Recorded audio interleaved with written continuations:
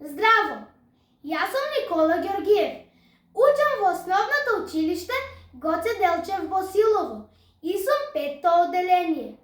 Денес ќе го запознаеме најмалиот слон на светот. Во зоолошката градина се раѓа едно мало, љубопитно слонче, кое сонува да излезе од таму и да замине во својата татковина Африка. Но целата зоолошка градина е опколена со решетки, па слончето сака да стане уште помало, за да може да се протне низ решетките и да замине за Африка.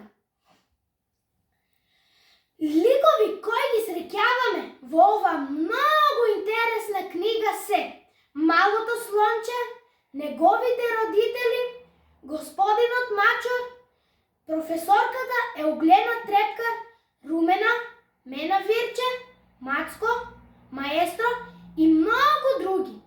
Приказната за слончето започнува во зоолошката градина, продолжува во шумата, училиштето, најмалиот циркус на светот.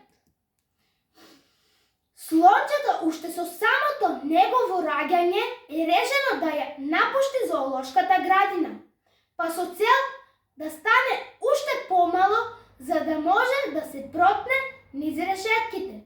Тоа јаде многу малко или воопшто не јаде, со што ги лути своите родители, но не им ја кажува причината за тоа. Кога се смалило доволно за да се протне низ решетките, слончето избегало од зоолошката, но бидејќи не го знаело патот до Африка, тоа талкало и талкало, се додека не дошло до една шума, а таму преморено од одење заспало.